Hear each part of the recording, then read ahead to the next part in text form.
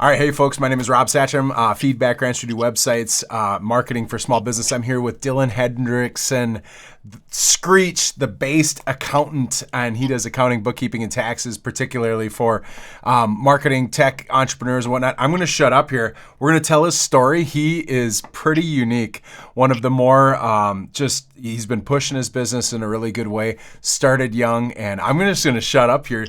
Dylan, why don't you introduce yourself a little bit? I'm going to show off your Twitter handle a little bit here and your sites and stuff, but introduce yourself and let us understand a little bit about who you are and what you're doing. Right on. Yeah. So my name's Dylan Hendrickson. A ton of people in Utah call me Screech. That's the Screech-based accountant comes from. So I am one of two owners of Stacks, where we do fractional CFO stuff, accounting, bookkeeping, tax planning, tax returns, all the good stuff. I'm the founder of Sledge Accounting. That was about 2 years ago, 3 years ago. About 2 years ago. November 2021 is when we started that. And then we just barely merged with Stacks here just about a week or two ago. Yeah. And I'm talking to it's been you awesome. because you called me about 2 years ago or whatnot. And just so you guys know, when it comes to entrepreneurship, I've started two businesses from nothing. And the visual I always give people is, Tom Hanks on the movie Castaway when he's off on the deserted island and he's trying to make fire. He's got this stick of wood and he's just rubbing it, trying to make sparks go. That's the way I felt two times. And FeedbackWrench is back in 2015. I had an accounting firm before that. And since then, I help a ton of accountants. But Dylan had reached out to me because he had bumped into my stuff on YouTube and did lots of talking and consulting, kind of worked with some website stuff and whatnot. But walk us through, do a quick survey in, over 3-4 minutes here. Give us a survey of your situation, because I see number 33 up there.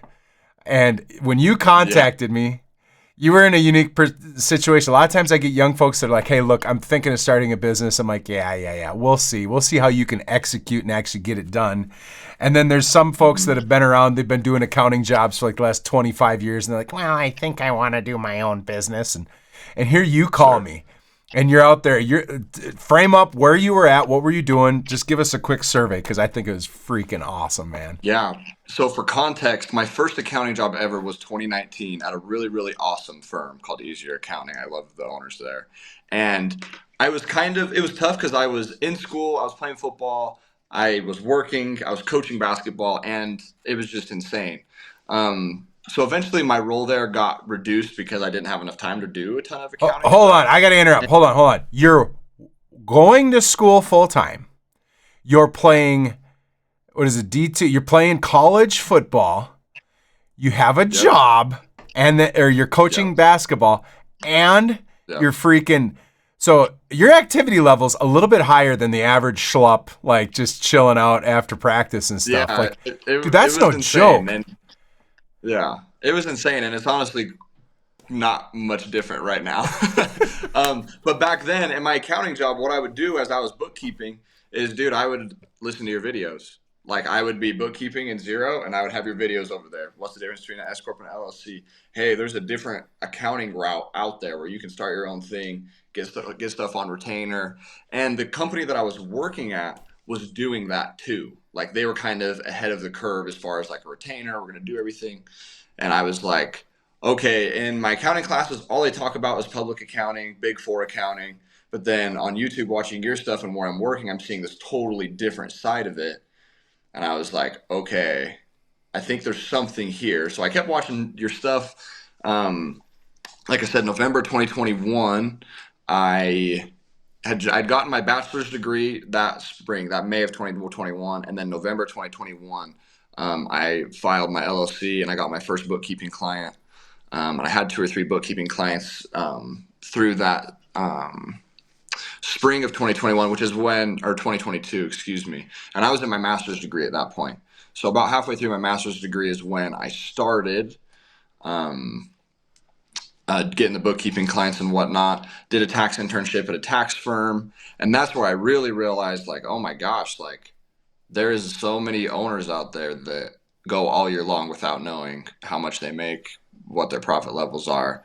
Just doing what I call bank balance accounting. They just check their bank account, and if the number's up, then they're good, and if the number's Yep. down, they're not good. Yep. So then it was like, okay, there's definitely plenty of a need, right? So we kind of just kept going down that rabbit hole. So And hold then on. that How so old are that you at this next point? How old are you at this point, if you mind me asking? uh, I would have been so spring of 2022. I would have turned 23 that March. Dude, for those of us listening, where were you at 23? I mean, when I think back of where I was at 23, dude, that is so awesome that you were being a learn-it-all, that you were executing. The fact that you went out and got 2 to 3 clients already. I know dudes that have been trying to do their business for so long, dreaming about this stuff, and here you are at 22, 23, and you're freaking getting it done. Like, that is... Do you mind me? Like, I want to keep asking you questions, but I want to sit here for a Yeah. second. Okay, the first 2 clients, how the heck did that happen? Like, Okay, so the first one is actually a friend of mine that I've known since like 7th grade. mhm. His name's Ryan. He owns a company called Pristine Landscaping.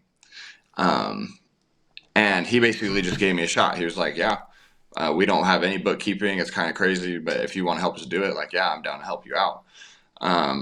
And that's the thing is people are like, oh, I got to find someone. It's like, you already have a huge lead list. It's in your contacts, in your phone Mhm. and your socials. Like that's where you start. And that's How where I did you started. I approach knew him? Like, are you tight enough I that mean, you could just go ask him?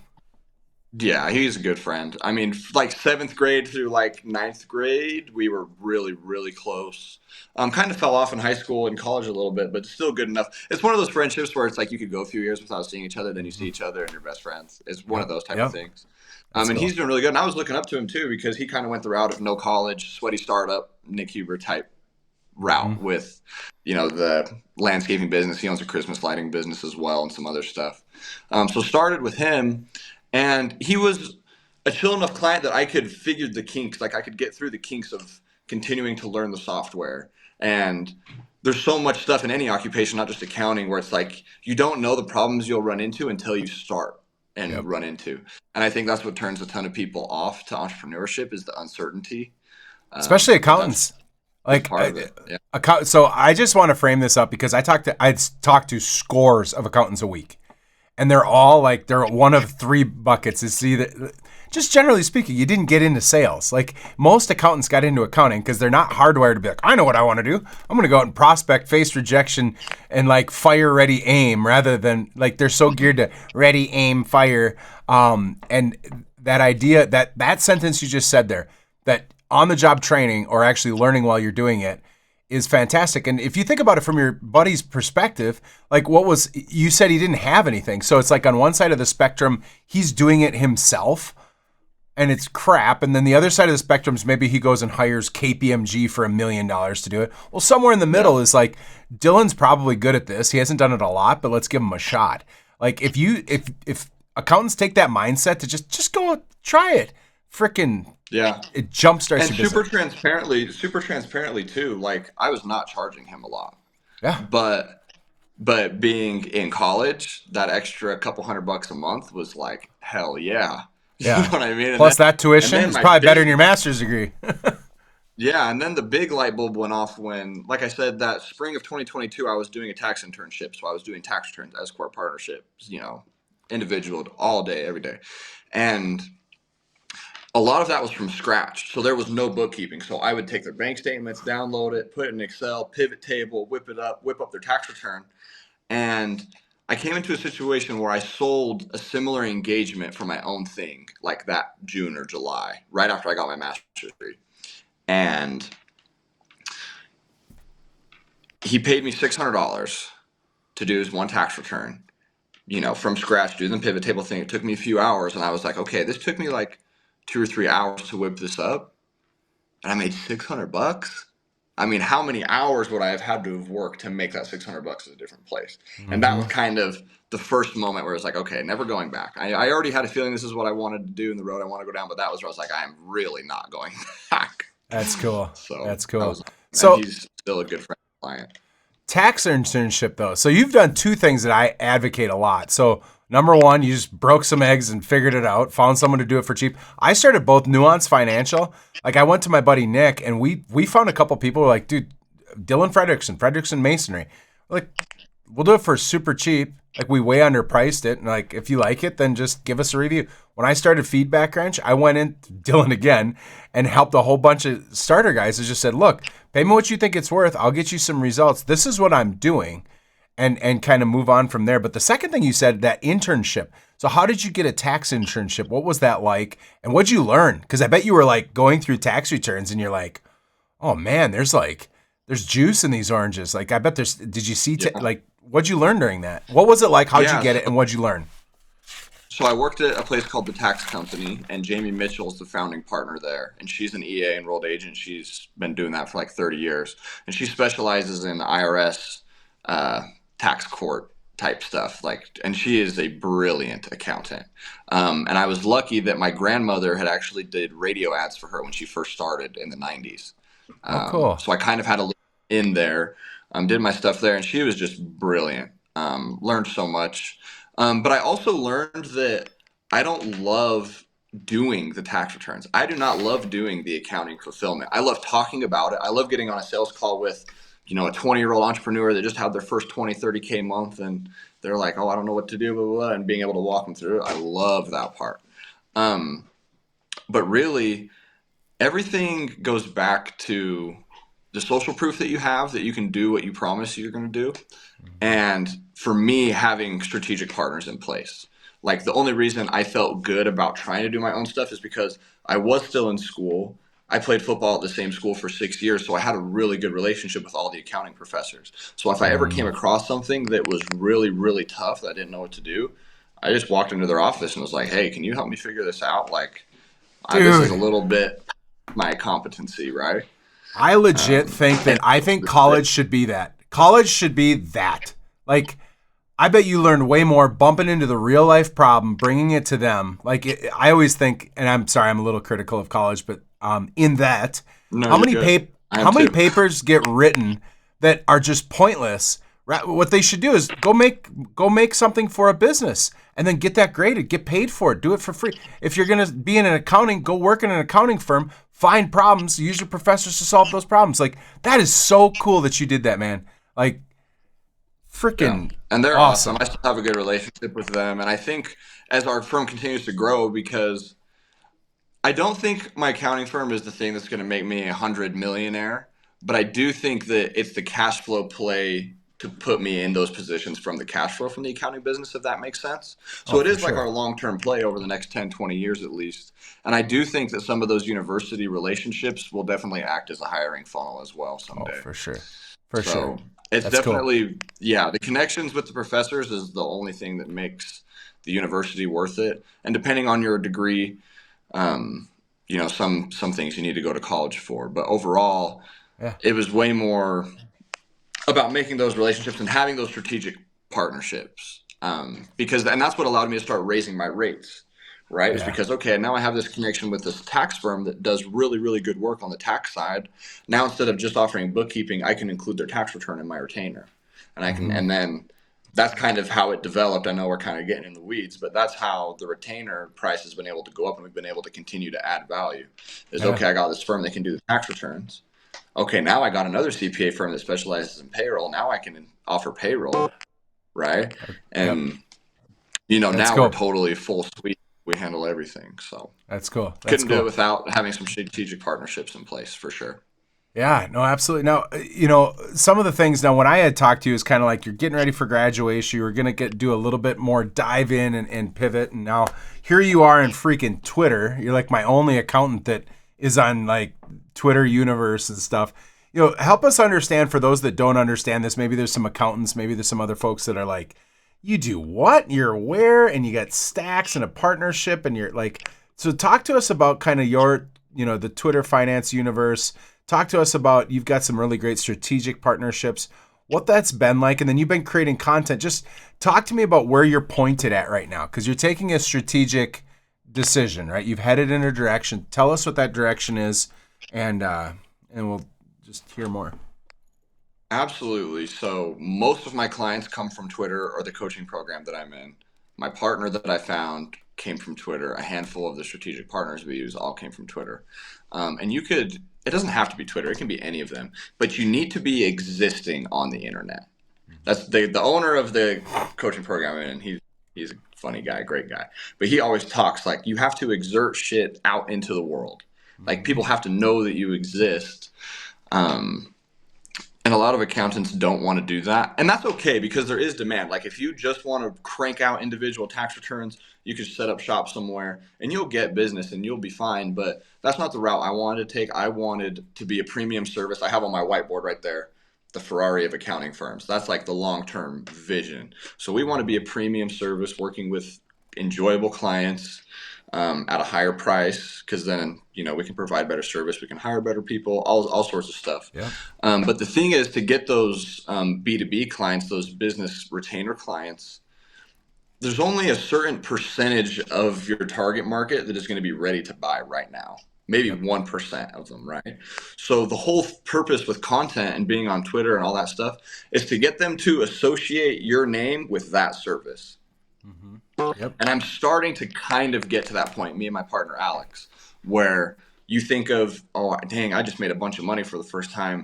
I need an accountant. Where, what do I do? Oh, Screech-based accountant. That's who I go to. Or Alex. Alex is great. All these other guys on Twitter use Screech and Alex. Now that I just made $30K, I'm going to book a call with Screech and Alex. So the posting consistently, you're not going to get a sale every single time you post. And you shouldn't be pitching a call or pitching a sale every time you post. It's way more just them seeing you consistently. Like you should be in front of their face consistently. So when they do make the decision that they need an accountant, you're the person that they call. So now, okay, so you guys talk to me about, I got a bunch of questions. You've been doing content and everybody knows this content thing, right? They know about it. Oh yeah, I should make content, right? But I would affirm everything you just said. I always tell people back in old school sales day, you got to get enough front end activity. Like the whole thing is your funnel depends on, you have to present the opportunity to people to like actually want to take a step with you. And you're right, timing will eventually be there, right? They're buying accounting services, either from themselves or from somebody else. You got to be there in the right time. It's what happened with me and you. It's exactly what happened with me. I watched your stuff forever. I say, okay, this dude knows about accounting and now he makes websites for accountants. I got to the point where it was like, dang, my website sucks. I want to facelift it. Who's the guy? Dude, Rob's the guy. It's the same exact thing, right? Yep. But so talk to me about this content you've been making. What are you learning with it? What's the hard part? What's the best part? Like for other accountants that are like, oh my God, what do I do? Like, help us understand what's it like to create it? How do you fit it into your life? What's the tyranny of content creation, and what are you learning about it? And you've just help someone understand, what's going on. Truthfully, I would not consider myself a master or an expert or even very good at it yet. But the hardest part is the consistency and carving out some time. And that's something I'm starting to learn and get better too, is like the mental bandwidth it takes for you to sit down and make one video or write one good piece of content for Twitter is the same amount of energy and bandwidth it would take for you to sit down and make 3, 4, 5, 6. So I think instead of trying to just do a little bit every day, you'd be better to batch off a few hours and just knock a bunch of it out. I think is typically better, or even twice a week, like 2 hours on Wednesday, 2 hours on Saturday, that type of thing. And I think the thing that holds people back too is they think that it has to be video. They think that it has to be a writer. Like you can lean into your natural abilities. Like I tend to lean towards writing tweets. I'm getting better at the video, but I mean, it can even just be audio. You can do audio notes on Twitter. Yeah. Like it can be whatever medium you want it to be, but I think some people are like, oh, I don't want to get on camera. And the funny the funny thing that I tell myself when I don't feel like doing it is like, oh, like, do you just hate money? Like you just want to be poor forever? And it's like, okay, no, I don't do that, so I'm going to make the video. You know what, though? That's a good mindset, because I tell people it's true that I don't think people understand how much rejection and how much prospecting and how much front-end activity it takes to have a successful business. Like I could see somebody float by and see what I've done, and they don't know the late nights. They don't know how much, they don't have a clue what the first 2 years of each spot was like, both nuance and here. They have no idea how many people I bumped into, asked, hey, you got a small business? Do you have a good tax accountant that helps you with proactive tax planning and bookkeeping? I'd love to check out your tax return. No. You feel, like how many no's I faced, how much energy it takes. I think there's something about that batching too. I would affirm that. I think that it's a mental mind space that you have to be in to create that's so different than production. Sales and marketing somewhere in between, but to teach on and create content, yeah, it definitely, John Maxwell, he says every day he reads, every day he writes, every day he files. And so I started doing that probably 20 years ago, back in probably 2002. I listened to this John Maxwell. And the whole idea is like, you need to be reading something to grow yourself a little bit. And then you got to write. If you don't write somewhere, you're not going to remember it, and then file it. So I for you, I have enough content stored away in my Google Docs and in my ClickUp I could feel so much. I got to sit down and actually do it. Now, the other side is I'm constantly teaching, and I know the fundamentals, the 5 or 6 fundamentals. And this is one of the things I think every entrepreneur should do. There are 5 or 6 fundamentals that you should be able to break into a presentation every freaking time. One of them is the tax reduction. Do you have a proactive tax plan that's helping you get the most out of your S-Corp, that's helping you do retirement plans, that's helping you hire your kids, that's helping you make sure that you're using real estate investments and depreciation constantly? Like, that's a conversation. Then it's, are you wasting time screwing around doing your own books? You're going to do it wrong. You're not investing your time right. Like, you're obviously not worth very much then if you're doing it. Like, you got to up your set. Like, and then there's the, oh, by the way, you want your taxes done right or you want them done poorly? Like, so every business owner should have, here are your people are stuck here. I want to bring you to a there, and you have an approach that you have to all these things. You should be able to spit those out all the time. And it takes practice. And it's definitely that other side of the brain that, Totally. And you get that, dude. The only way to get that is through the reps. The only way to get better at the sales calls is to take a freaking million sales calls. And the only way to get better on videos is to make a freaking million videos. And that's one thing Alex Hormozi said. I watched a ton of Alex Hormozi. I think he's a beast as far as business goes. And he said, hey, one video is probably not going to change your life, but 1,000 of them will. Yep. And a lot of it goes back to the social proof thing too, because it's like, hey, if you're a small business owner, if you're 24 years old, you just had a $40,000 month in your B2B agency, and you're like, oh crap, like this is getting serious. I need an accountant. Who do I pick? Okay, I found these 2 guys. I'm going to try and pick between them.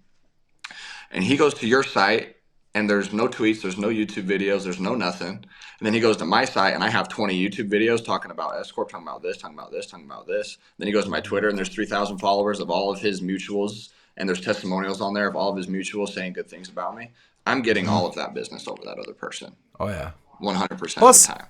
Something that people don't.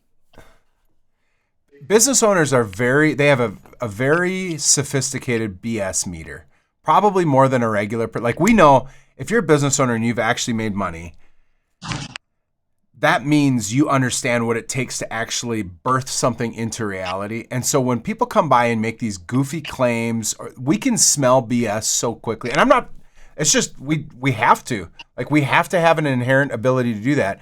So if you don't have proof that you're helping real businesses, if you don't have messaging that gives them a little bit, like, you don't have to explain everything, but if they're going to scratch the itch to do research, which every entrepreneur I've ever met does that, then when they get to your site, you better exactly those little YouTube videos that show, hey, just so you know, when it comes to tax planning, this isn't rocket science.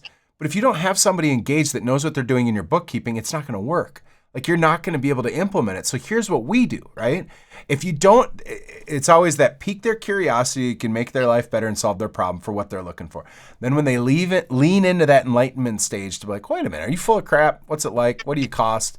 Can I trust you? Will I like you? Then having that stuff, and you have that, and it's super fun to watch.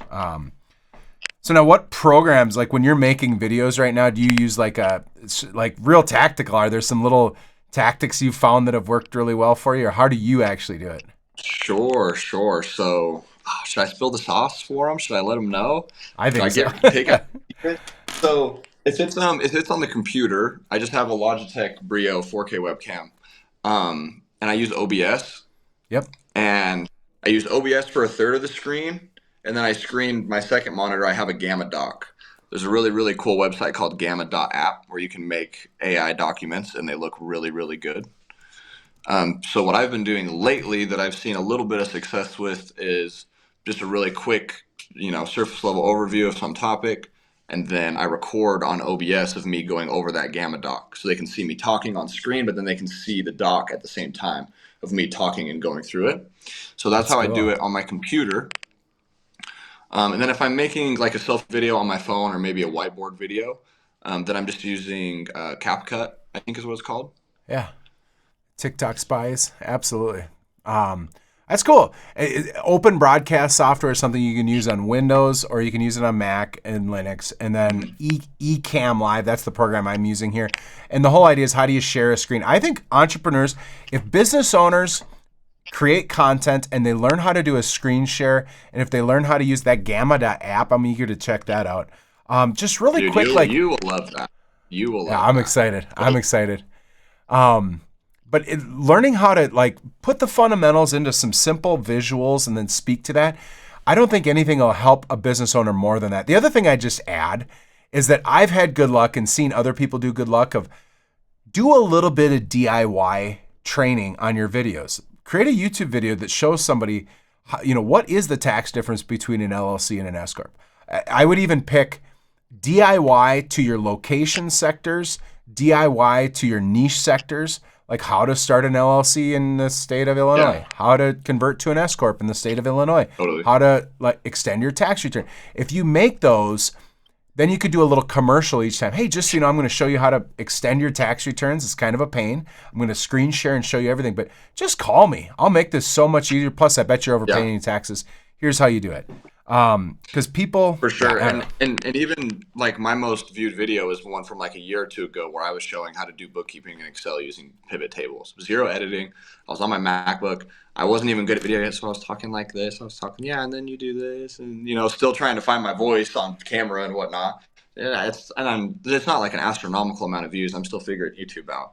But that has a ton of views, and I think that's the thing with accountants too. Is like our content doesn't need to be hyper edited. No. You know what I mean? People are there for the info more than the entertainment. Not to say you can't have a nice high quality video. I mean, my stuff is starting to get better. We have some service swaps with some editors and stuff, so we can do that. But honestly, it's shifting a little bit. Like people used to want the hyper edit videos. Now people want authentic stuff. Like if you're an accountant and you're like, I'm not sure, dude, get in front of a whiteboard and explain something on the whiteboard and post it. And if you do that forever, you will get views and you will get clients from that. 1,000,000%. You just will if you do it consistently. So don't feel like it has to be some crazy, super hyper edited thing. If you were going to spend some time, I would spend time on the thumbnail just so people click it. But the video itself doesn't need to be hyper edited. I totally agree. It's funny. So I'm not going to act like I got it all figured out. I got about 28,400 subs. I get about 3. Which is a ton. That is so much on YouTube. Especially for my little hyper niche. I haven't even bridged out, but I'll even show just anybody who's watching here. Part of why I'm bringing this up is I wake up to a genuinely full calendar every week. Like I'm booked. We are growing so hard and fast. All I'm doing is making sure we're getting better before we get bigger. And what's interesting is I got a couple of how-to videos in here, but also what I'm doing is I'm teaching as though somebody's on the line with me. I meet a lot of entrepreneurs who are like, if you could just get them on the phone with me, by golly, I'll kill it. Then you ought to do a real authentic video that teaches somebody in the same manner that you do. Now, it is hard. I meet some salespeople who are really great at asking great questions, and it's hard to do that sometimes, but really good salespeople are great at framing the question within a presentation so that you could, I used to be able to at Best Buy sell, I'm not kidding, I could sell to a group of 15 people shopping for a laptop at once. And that's when I knew I'm like, okay, there's something here. And I think if you just... And that's the thing too, is if you are bad at sales, then you should triple down on content. Because then you will have a lay down sale. You want people to have a parasocial relationship with you. You want people to feel like they know you and they're friends with you and you have no idea who they are. Yeah. Because if they get to that point, when they get on the call with you, they are there to buy. Yeah. If they've consumed 10 hours of your content, even 5 to 15 hours of your content and they book a call, they are buying. It's a lay down sale because they've already made the decision that you're the guy for them. And then you don't have to sell and you don't have to use those questions, and because that is a skill and it's hard, and I'm even still, that's something I'm really trying to get better at for like the prospects that come in cold, is asking some of those questions and trying to get them to sell themselves on the service. That's hard to do, but if you have a ton of content, it makes it so much easier because people sell themselves through your expertise in your content. Yeah, that's interesting. So that's probably a good pivot. I'm going to ask the question slow so you can really dive into this, but what are some of the biggest, just genuine, because I hate podcasters like we all act. I'll share a bunch of where I've failed too. What are some of the areas that you feel like you're struggling with, that you've struggled with, that you are wrestling through? You just did kind of a new partnership with somebody who's been a natural, arm link, where you guys have similar approaches and everything. And I think 1 + 1 is going to equal 20 there. I think you guys are going to have huge momentum. But for people listening that are thinking of this, like genuinely, what have been some of the biggest struggles that you could share? I would say in 2021 and 2022 was incredibly lonely. It's incredibly lonely at first. And you have to be okay with that. You have to be okay with that because, in Utah, there's definitely parts of the country where there's online money communities. Tampa is a huge one. There's a ton of them in Tampa. But where I was at in St. George, Utah, I was playing college football still. Even my best friends, they're nowadays they're more on the entrepreneur wave and trying to do some great stuff. But at the time, like there was nobody that truly could even comprehend or understand what I was trying to build and do. Outside of my fiance, because I told her about it all the time.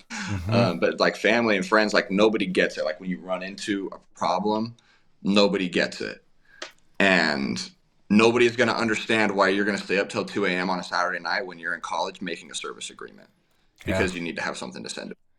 You know what I mean? Like people just don't get that. So there's moments of like, you'll have a big win or you'll have a big loss, and it's like you want to share it with someone, but nobody even gets it. So it's not even worth sharing.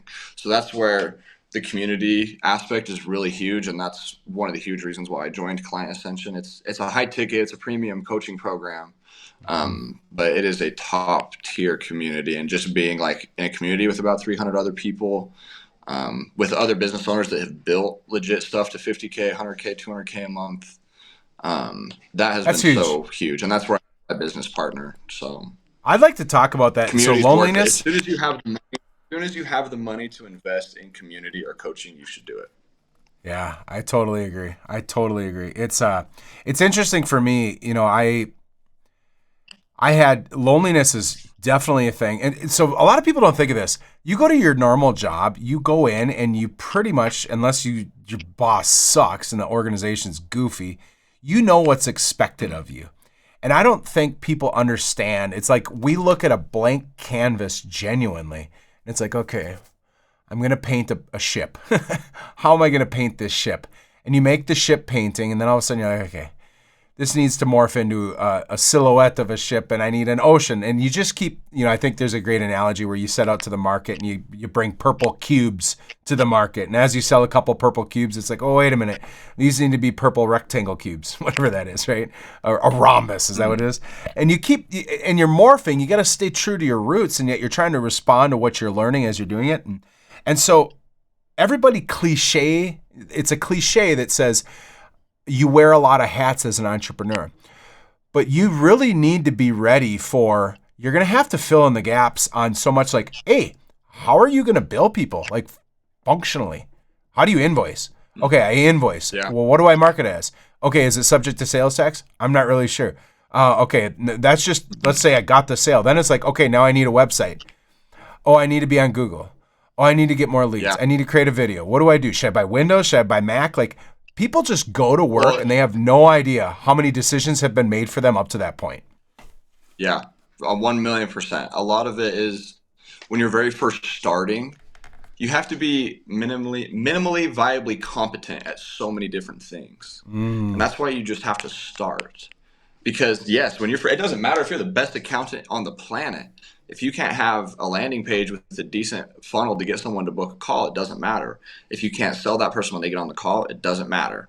Like you have to be, like you need to know how to make a little bit of content. You need to know how to use Zapier and do some automations. You need to know, like, there's a lot of little stuff you have to know. But that's the thing is you take those couple of hours to learn that thing, and that skill is with you for a long time.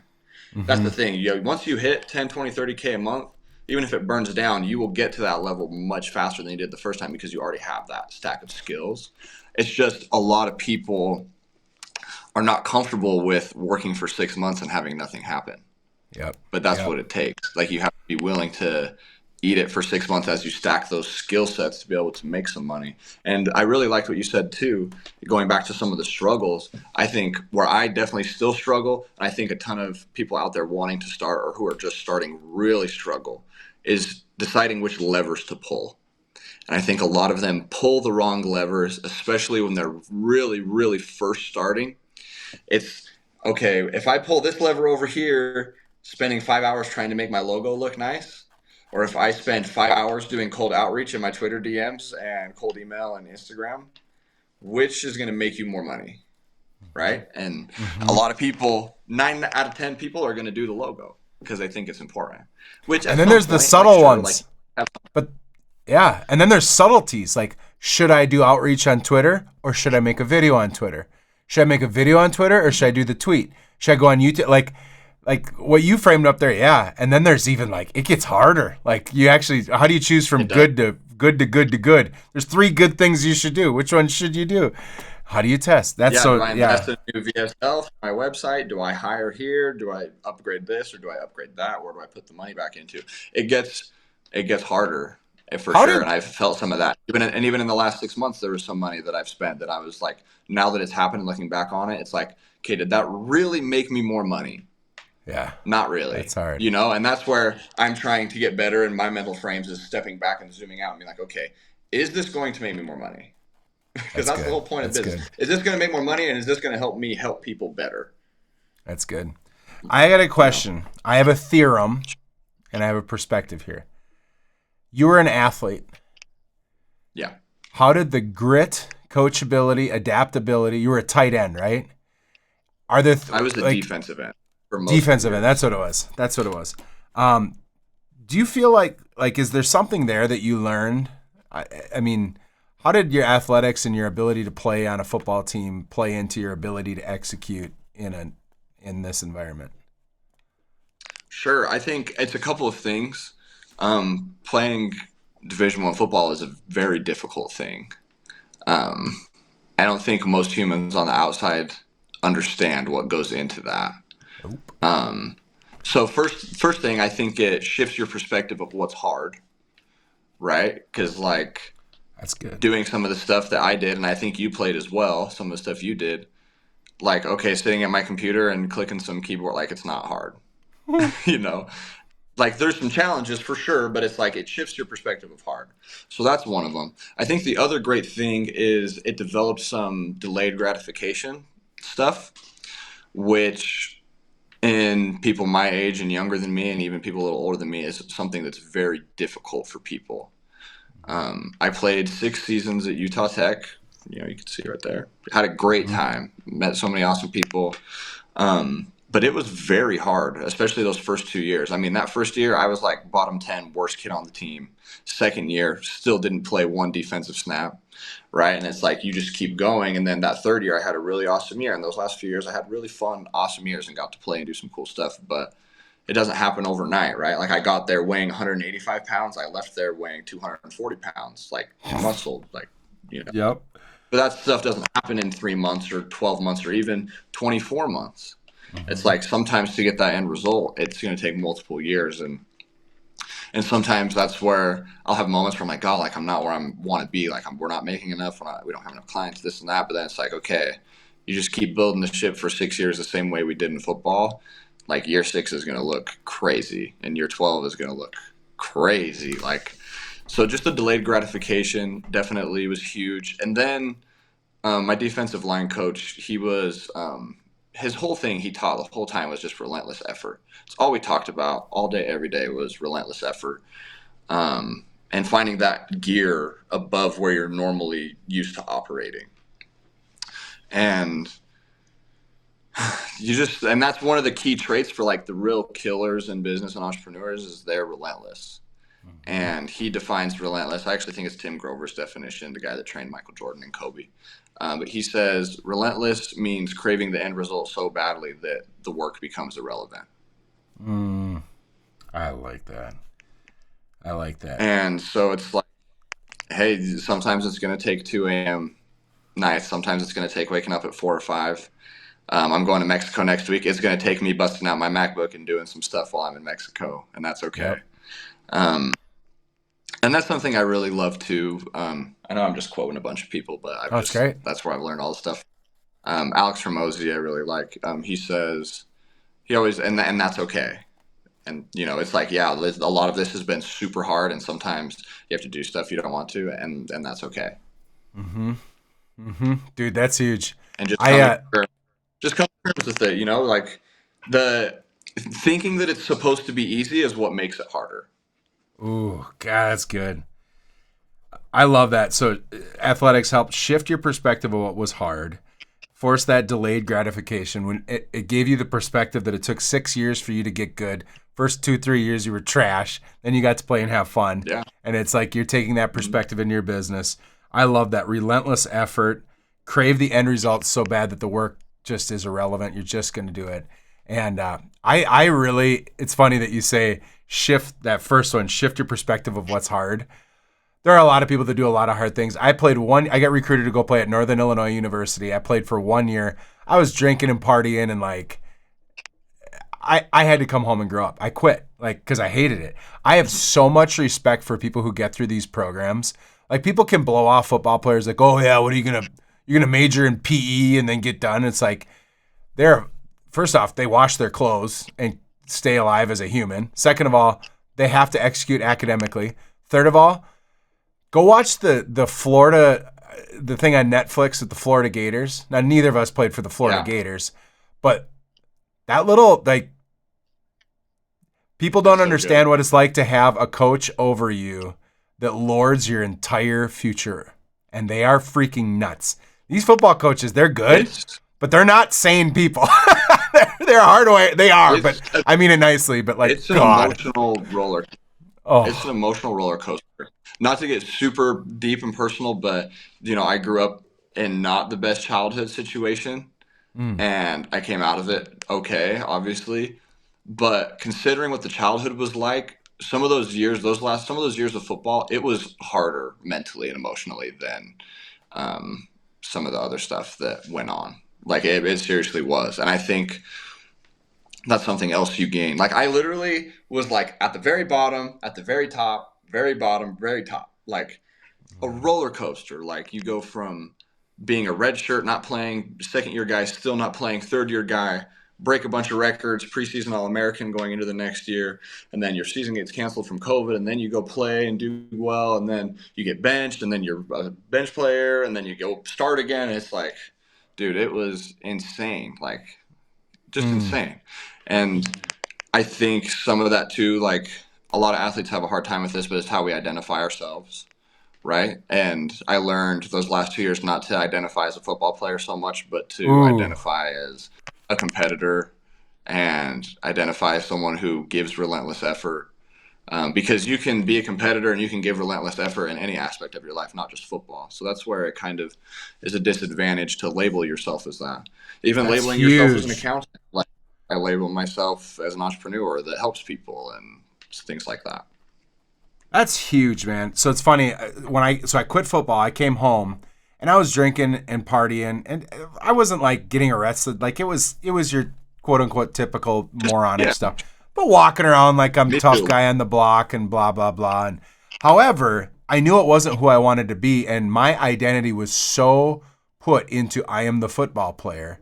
It turned me into a caricature, and when that was gone, I was like, I probably could have gone and walked on in one of these smaller schools and done awesome, but I felt as such a failure, so dejected, so unworthy, so incapable, and I just kind of floated. And it's weird, part of my problem was like I never had a job through high school and stuff. Like I was always 3-sport athlete, so I just didn't even know like what's a thing, like professionally, what are some things I could do.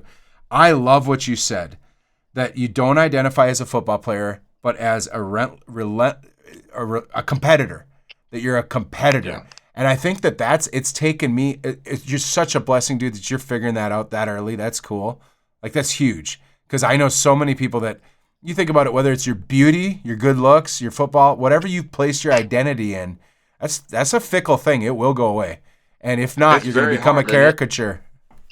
Yeah, it's very hard. It gave me a really hard time for a lot of years. I mean, my second to last year, start the first 2 games where We lost both of them, but it's pretty close.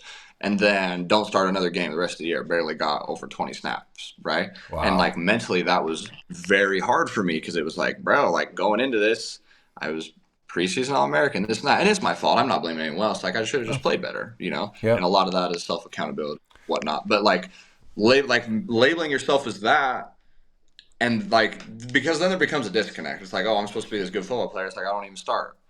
And then you shift with like, okay, like I just need to star in my role and help my team win and have a good time because I only get this for 2 more years. I'm going to have a good time with my teammates if I'm going to spend 20 hours a week here, right? That's good. And it's also like a lot of it is like zooming out, like zoom out. Like football is this much of my life. It doesn't feel like it because I've only been alive for 22 years at the time. So it feels like this huge chunk of my life. I played for 15 years straight, but in the grand scheme of things, it's that much. So it's like, okay, zoom out. Okay, I'm upset about chasing around this little leather thing on this little grass field and like tackling people and stuff. Mm-hmm. Like That's it's great, it's dude. fine. Like I'm gonna still have everything I want in life, and everything happens for you. Nothing happens to you. So I needed to go through that to learn those lessons for sure. Now, I want to probe a little bit. I think there's Sure. probably someone that will hear this that could have had a similar situation of your childhood. I don't know what that is. I don't. You share whatever appropriate amount, but if you were to summarize just a little bit of some of what was hard, and then some of what brought hope or clarity to get you through that. I mean, is there anything that? And it's genuinely, I would not count you down or anything if you didn't want to even talk about it or touch on it, but knowing that there's young people out there that have no idea that there's folks that go through things similar to whatever you went through. I think you go through these things, and if you can find the strength to share them, it can be powerful and whatnot. But are there things that were particularly hard that you would share with somebody, and then what was it that brought hope through that? Through my childhood and through my teenage years, I can't quite articulate it. And I don't want to sound self-absorbed or anything, but I've always known that I'd make it. Even as a 5-year-old, like I remember being in kindergarten, just being like, "Yeah, I'm not going to do what they did. Like It's I'm going called to have hope. something different." That's awesome. And I think having people think you need to have these great role models showing you what to do. I think role models showing you exactly what not to do is just as powerful, and that's what I had in a lot of aspects. So most of my strategy through school, 0 to 18 years old, was do the exact opposite of what Mm-hmm. those people did, and then positioning myself around people that are who I want to be like, which a lot of those were basketball and football coaches. That's cool, So man. that is what helped there. And then when I was 18 years old, 2017, that January going into 2018, and I turned 19 that March, that January was my end of my first year of college football. Very, very difficult. Stuff with my first girlfriend did not work out very badly, very Mm-hmm. difficult. Not living at home. Like that was one of those moments where it was like, okay, shit seems to be Yep. breaking a little bit. And Yep. I had a mentor still, my great mentor today. He's a real estate developer and he does a lot of really good work. I went asking because I was a business admin major at the time. And what's funny enough is this was a basketball coach that had kicked me off of his basketball team. Ah. And when I was 16, and I went back to him because we were driving to California and he's talking about rich dad, poor dad, and credit cards and this and that. And I was the only one kind of halfway listening. Turn 18 a few years later, and I give him a text. I'm like, hey, what was the book you were talking about? And he didn't want to deal with me, so he passed me off to his business partner. And I'm still really great friends with them today. They're still great mentors, but he gave me a book. He gave me Rich Dad Poor Dad, which I read, and then he gave me the Success Principles by Jack Canfield, Hmm. which is an amazing book, and I still consider that to be kind of like my little Bible. And Yeah. I'm just barely starting to get into the religion stuff, so not to make people upset by calling it a Bible, but Yeah. that was like that put a lot of the stuff that I felt in my adolescence and in high school into words for me, and that's what kind of really sparked like the self improvement journey and just like the idea that whether you love or hate where you're at in your life, that's 100% your fault. And it's Mm-hmm. nobody else's fault. And Mm-hmm. like you have to come to that realization before you can ever improve. And some people never do it and they go their whole lives never doing it. And it's really sad. But if Yeah. you can do that and take the full responsibility and full accountability for your life and your situation, Your happiness and fulfillment. I've changed the word to fulfillment more than happiness, but it's 100% your responsibility. It's not your spouse's. It's not your parents'. Yeah, It's your absolutely. responsibility to find that and pursue it. So that book has so many good nuggets. Just, E plus R equals O, event plus response equals outcome. And we only have control over the response. So if you want a different outcome, you have to have a different response. I didn't want the same outcome as some of the people in my family and in my life. And I say that like they're doing well now, but just when I Yeah. was younger, Mm-hmm. I wanted a different outcome, so I chose a different response. I Response. tried in school and I did sports and I was able to get my school paid for, thankfully, super blessed. Not a lot of people get that chance. So I'm Yeah. aware of, you know, the Paid how for. I rare. bet if we did the So hours yeah, though, you see that's the humble way to say it. I'm totally opposite. I think you probably got underpaid. They probably owed you another 30 grand a year. I'm pretty cynical of it. E plus there's R plenty of equals hours. O. I love Yeah. that. That's And that's good. a So, Urban Meyer thing, if I'm not mistaken. yep. Like the event, the game is going to happen no matter what. We're going to play that football game. Our response is, hey, what did we do throughout the week? How did we eat? How did we sleep? How did we lift? How did we practice? And you live with what the outcome is. But if you want to change the outcome, you have to do it something else. So Yep. if you're doing something over and over and over and over again and you're not getting clients, you need to change that shit up. Do Yep. something Yep. else. You If you know, want clients, it goes into everything. one last little like personal thing too. I struggled deeply with my first love too when that ended and come to find out it didn't Sure. work.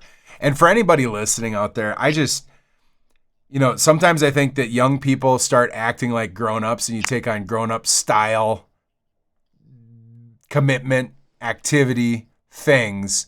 And I don't think people fully understand just how the gravity behind things. It's always funny when you watch Cops or you watch Karens or you watch fails on how people will act like absolute maniacs when there's a relationship problem or when they're behind the wheel. But but relationship problems are hard. And so if anybody's hearing that, man, I Yeah. always just think just make sure that you pump the brakes. There's hope after that. Like it could feel so deeply. And I think there's a lot of bad advice out there. There's a lot of people that'll tell you like, oh, just screw them, whatever. It's like, I love how your response. So if that event comes, what can you own and take ownership of is your response, dude. I think what you're sharing is really freaking wise. I think that's Yeah, huge. there's no sense in being grudgeful. Like, yeah, I could blame her up and down about how it went all bad, but it was like, do I really want my memory of that to be that? Like, Mm-hmm. my memory is like it was my senior year of high school, my first year of college. Had a lot of fun and good memories, and she's Yep. married now. I'm about to be married to someone else, to my fiance, that she's freaking awesome here in August. Yep. Like, Well, it doesn't congrats. serve us to. Thank you. It doesn't serve us to live in the Bitterness. negative about it. We Yeah, were super bitter. young. Bitterness is a poisonous root, man. It will get you, and yeah, that's wise. Well, cool. Well, so tell me about the future here. So you're getting married, but tell me what Yeah. you're hoping your business looks like. So maybe this quick summary. So you've been at it for 4 years. It's 2024. You started So 2019, 2020. my first LLC was incorporated November 2021. Cool. And what So are you just guys past trying to 2 years. build? Talk to me what you're trying to build. I'm going to pull up stacks here. You guys got some cool stuff. Tell us what you're trying to Yeah. build and tell us what people should know about what you guys are doing. Yeah, so our vision is the Ferrari of accounting firms. So we kind of feel like, there's the people that make a little bit of money and they just need a tax preparer at the end of the year and that's all they need. Yep. And then you have these companies that are 10, 20, 30 million plus, and they go to those top 10 firms, the Grant and Thornton, the KPMG, they go to those huge firms. But there's this huge segment of the market between like 300K revenue to 10 million that is just incredibly underserved. And our vision is to be the Ferrari of accounting firms for business owners in that segment of the market. And more specifically, the online business owners. I mean, don't get me wrong. If you were a contractor and you're making a ton of money and you really needed some help, we'd probably hear you out. We wouldn't say no, probably, at least not yet. But our bread and butter, we love the marketing agencies, we love the content agencies, the high ticket coaches, the course plus community type businesses.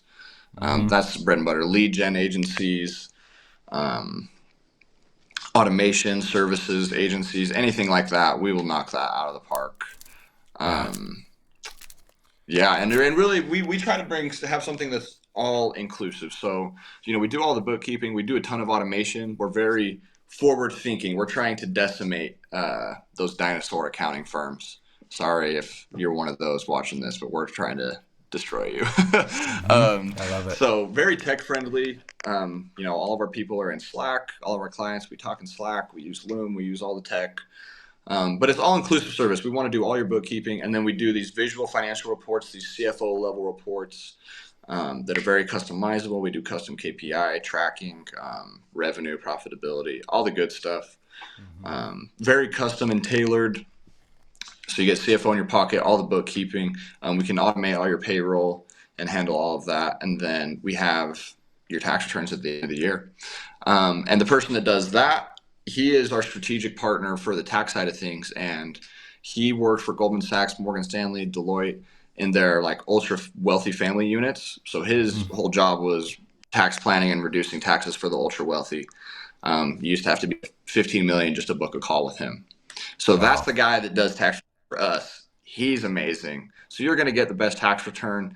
It's all in house. And honestly, part of our proposition is that we're young and cool. And if you have to hop on a call with us, it's not going to be boring and dry, and we're not going to not take you seriously because you're 19 or 20. Yep. Because some of our clients are 19 years old, 20 years old, making $100K a month, and it's insane, but it's out there. That's cool. So that's kind of us right now, looking to grow it like crazy. I mean, we have huge plans for 2024. I mean, we honestly think we could 5 or 6x in 2024. Maybe that's unrealistic, but even if we shoot for it and we land on 3x or 2x, we'll be stoked. So, well, and you're doing the proactive tax planning, making sure nobody overpays in taxes. You're making sure that the bookkeeping and accounting is on point. And people don't understand this. You think that there's going to be less scrutiny on businesses right now. I don't know why you put the word based in screech, but I'll tell you what right now, there is a class of folks that are voting bureaucrats to come breathe down they hate the word 1099. They hate everything about the entrepreneur world. They don't talk about this, but if you think it's going to be less important for you to have pristine financials, you're wrong. You need to have, beyond a shadow of a doubt, perfect financials going forward, and you can't make stupid mistakes because they're coming for you guys. I cannot have, if you don't have an awesome, book a call with these guys, get them doing your bookkeeping, accounting, and then you guys do the fundamentals too, right? I'll just share a little bit of it. If you're not maximizing an S-Corp, you're failing. Your S-Corp is huge, and getting it right. Yeah. If you're not starting to... Just to stop you right there. A ton of what we do is optimizing S-Corp salary. That's a ton of what our tax planning is, because there's a lot of people that are S-Corps that are way overpaying themselves, and there's some people that are S-Corps that aren't paying themselves at all. So right off the bat, S selection and S-Corp salary optimization is multiple thousands worth of savings every time. And then you've talked to me about okay, if you have kids that are minors, up to the standard deduction, by golly, if they actually work for you, get them working for you. That means that's $11,000 out of your 20 to 50% tax bracket out into theirs is zero. So hiring your kids, using retirement plans. If you don't have any statutory employees, these guys will get you pointed in the direction for simple IRAs, SEP IRAs, solo 401ks. That's huge. That's 20, 30, 40, 50,000, up to $52,000 a year shifted out of your business and get that in an S&P 500 index fund. I've heard you talk about real estate investments. How do you buy a duplex, work in the duplex, rent out one side, your office rents the other side, you depreciate and cost segregation that side, you carry over losses, have your spouse be a real estate professional so you can carry any of those losses over. There's so much these guys will do for you. I've heard them talk about it. I know that they're in that land. Besides, what do you do when you're sitting there looking at your bank account? You got $400,000 sitting in it, or even just 100. You just going to take it on the chin, or are you going to invest into the future and do the right strategic planning? And that might be that you fund a lot of guys. It's really good right now. I think a lot of digital folks should be thinking this is a little bit like playing sports. You got the cash flow now, be wise with it, be shrewd with it for the next 10 years, because we don't know what the next 20 years looks like, right? So these guys will help you be smart with your money so that you have wealth for the long haul. And I'm just telling you, if you don't have that, you have to. You have to, because we're marked. Yeah. Look at what they're doing in California, dude. You can't even drive Uber and like get a 10. Like you just wait. These people are It's expanding. getting crazy. That's why everybody's in Tampa. It's just having the expert in your pocket, having the expert in your pocket, someone that's on your side, not the IRS's side. Because there's a lot of tax preparers out there that all they're looking to do is make your tax return compliant. They're not looking to put you in the best tax position possible legally, right? So we're on your side. We're on your team. We're really fractional. You're fractional accounting CFO department. And so that CFO work includes acquisition and exit help too. We've helped a few people exit their businesses. We've helped a few people acquire stuff. So that's what we're doing. And we're recording this on the last day of our launch offer, but just something special that we're doing, like to celebrate our partnership. If you were to sign on with our monthly CFO services, and I'll give it to like December 31st. If you're watching this, it actually ends today on the 15th. But if you sign on for those monthly services, we'll do your 2023 business return for free, your 2023 personal return for free, your 2023 bookkeeping catch-up, cleanup, optimization for free, and we'll do quarterly tax planning through 2024 for free. So if you're watching this and you're interested in that and you want to book a call, as long as it's before the end of the year and you say you watched Rob, you found us from Rob, we'll hook you up. And if it's 2027, you should still call Dylan, because I trust you, man. You're doing a good job. A lot of, just to recap, I love a lot of the principles that you showed, and no matter what, I know that you're worthy of trust. Now, have I spent a ton of time with you in real life? No. But we've spent a lot of hours visiting, and I trust you, man. And I think if anybody's listening to, you gotta find folks that you can trust and that will pursue your best interest. If anybody's listening to this, you know what I hear? I hear somebody that's got a chip on his shoulder saying, let me add value. Not let me get your billing. This isn't just about his offer. This is, let me maximize your tax efficiency. Let me make your books fantastic. And whenever you find somebody with a chip on your shoulder trying to deliver absolute awesome value to you, that's what you should be looking for in a service provider. He cares, and he's going to take good care of you. So anyways, head to Staxx, STAXX.live. Dylan's got sledgeaccounting.com too, just so you know that that's there. He's Screech the Based Accountant, DYLN, Hendrickson.com. Check out in YouTube. We'll have it in the description. But Dylan, absolutely honored to interview you here. This is fun. Thanks. I learned a lot. This is good. Dude, this was awesome. I appreciate you having me on. I don't know if I'd be doing what I'd be doing if I never came across your YouTube channel. So, owe you a ton of thanks for sure. That's encouraging to me. Take care. God bless. We'll talk to you later.